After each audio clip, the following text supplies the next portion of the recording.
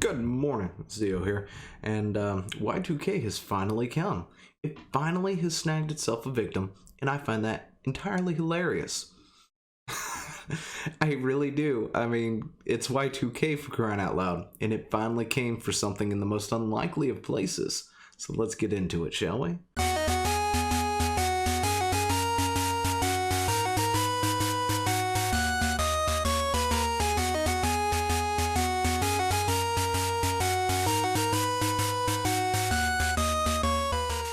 So what do I mean by Y2K? If you don't know what Y2K is, back in the early 2000s, right around 1999, as the clock was rolling over to 2000, some of you may know that time, some of you may not, that's fine. But apparently that was like going to be the end of the world.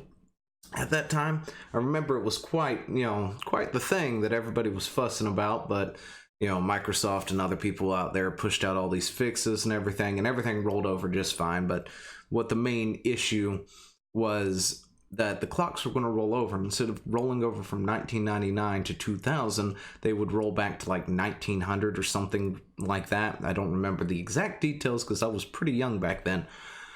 But essentially it was going to crash everything. The economy was going to crash, everything was going to crash because it was going to revert to like 1900s something another, and just things weren't going to read properly. And I'm not exactly sure how or why the date change would do all of that, but okay. Anyway, Y2K came and gone and nothing actually happened, right?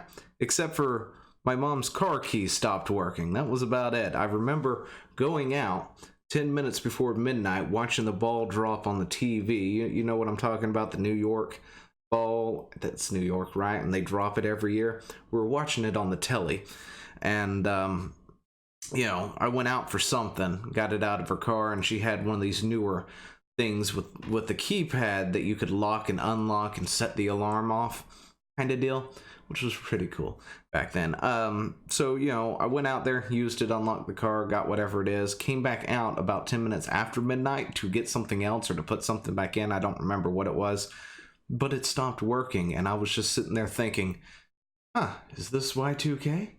But anyway, aside from that, it came and gone, nothing actually happened. But this is hilarious. When a buddy of mine shared it on the Facebooks, and I saw it a few days ago, and I meant to say something about it, but unfortunately I haven't done any recordings because I have been exhausted and I just needed to take a few days. So, I'm sorry there was nothing on Sunday, no roundup, no Let's Plays, no nothing, because I haven't recorded anything until now.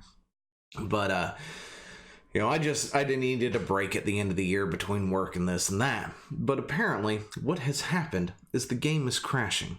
Right after the time turns into 2020, the game locks up. It stops playing. You go into most modes, won't work at all. And then, of course, there is a fix out there, which, of course, we're looking at right now. Somebody is, posting the awareness out there that in order to fix it, you need to turn the clock back on your system one day to prevent this bug that apparently has been sitting in wait for this game to explode, I guess is the best way to put it. But WWE2K20 has apparently been affected by the Y2K bug just 20 years later, and I find that strangely hilarious. However, there is a fix. They did push out the fix pretty quickly, to be honest, which is not something that I'm used to, especially from 2K during a holiday and all that other good stuff. But they did push out a fix, and it went out with no problems. There were some people, of course, still having some issues here and there.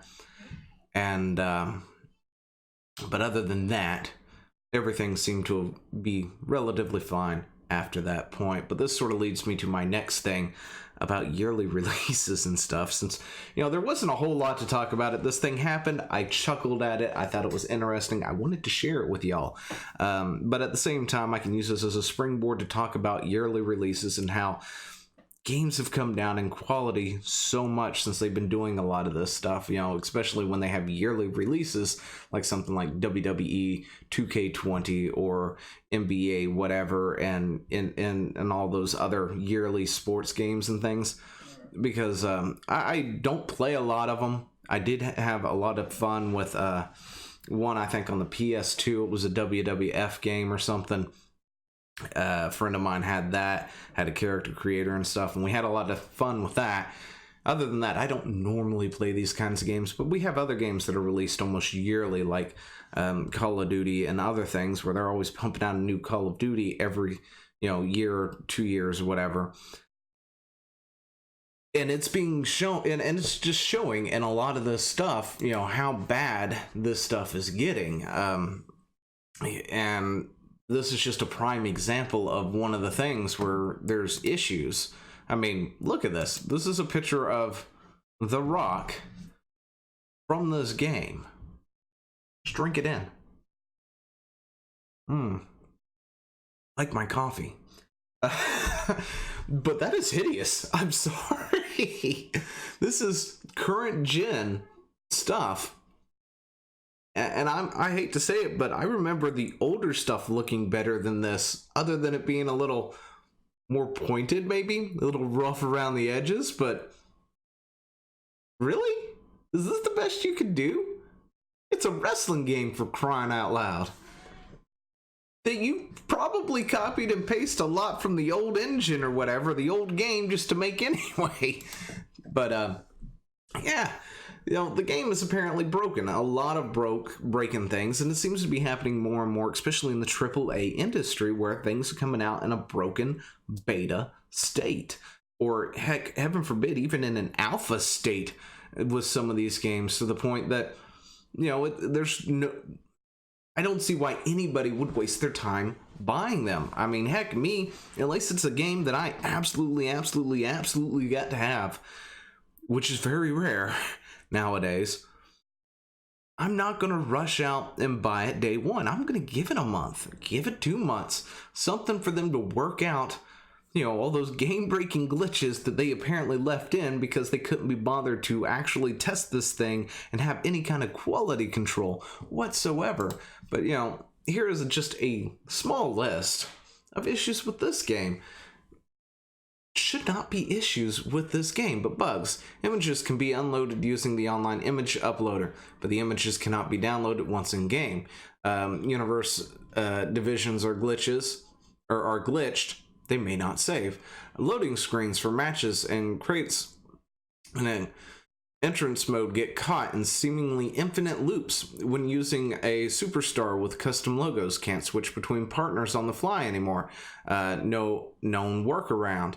And this is just features and glitches, you know, features that were removed from previous titles, as well as glitches that are in the game. Or, I mean, heck, some of these games, if you look at some of these games, I think FIFA has this issue. I could be wrong. It might be the football one. I'm not sure. But one of them has this issue, have these issues, right, that have been present in the game for like the past 1 to 2 versions of the game, like previous years of said game, and there's still bugs in the game today with the newest, you know, version, where that bug should probably no longer exist. And if anything, maybe it should be a new bug, which of course, you know, makes you think, are they just copying and pasting the code over here, changing a few things and slapping it together and go, yep, there we go, we got a new game for 2020. We've changed the team rosters and that's all we've done. We've taken out a few features because we couldn't be bothered to copy that code over, or whatever it is. You know, it's sloppy. I would rather wait a few years for a game to be really good than to have one out every single year. Plus, my wallet can't take that.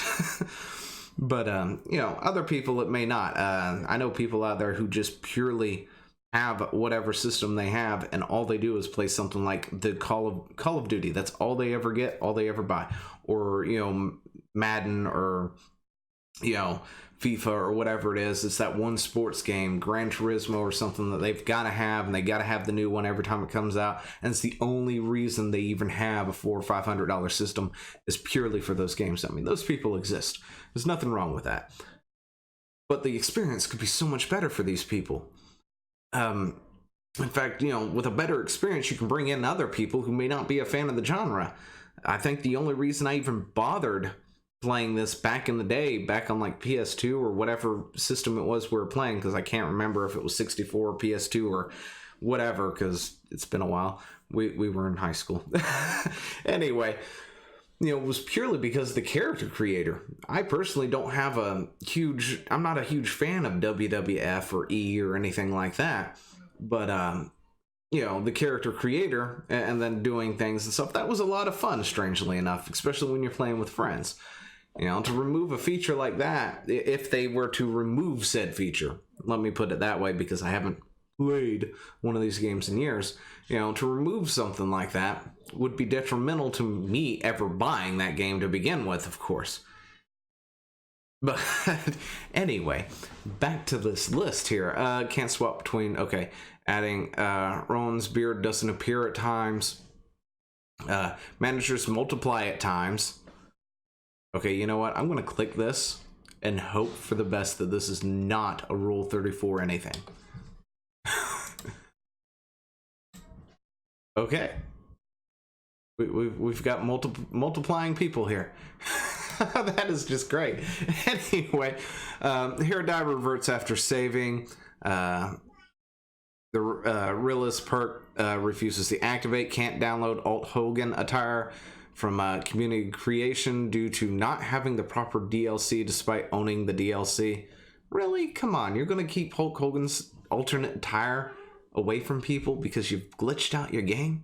That is horrible. Don't do that. Anyway, some users experiencing glitches where all CAWs start a match with 0 stamina and red health. Some users are having issues not being able to control their characters from the first 10 seconds of the match. Okay, you know what? Day 1 patch removes the shirt. It's from Hogan's entrance, really? Oh, here's removed features. The random superstar button has been removed. Can't switch to control your tag partner anymore. Can't change the color of face paint anymore. Post-match elimination chamber celebrations are gone. Yeah. See? Anyway, I guess I've made the point I was trying to get. You know, you've got new games, and they are glitchy messes that shouldn't be glitchy messes. You know, older games, yes, they did have glitches. Yes, there were cheat codes and other things you could, but the amount of glitches and things just weren't as prevalent as they are in newer games. They were better tested. They were better, you know, there was quality control apparently back in the day. Nowadays, companies can't even be bothered with that. That's a horrible thing. Although I still think the whole Y2K issue in WWE 20 or 2K20 definitely a funny situation, even though it was short-lived. I mean, it was short-lived for like a day or whatever, half a day, something like that. They acted very quickly. I have to go ahead and say, you know, congratulations on 2K for getting that nipped in the bud as quickly as you did, but the game still needs work. A lot of the stuff that you pump out needs work, and there's, you know, anyway, let me know what you think down in the comments below, and I will talk to you later. See ya. Hey, thanks for watching. Don't forget to leave a comment, smash that like button, and always subscribe for more. And of course, there are other videos floating around somewhere on the screen, so click one of those and see if you can find something that suits your fancy. Till then, I'll see you later. Bye.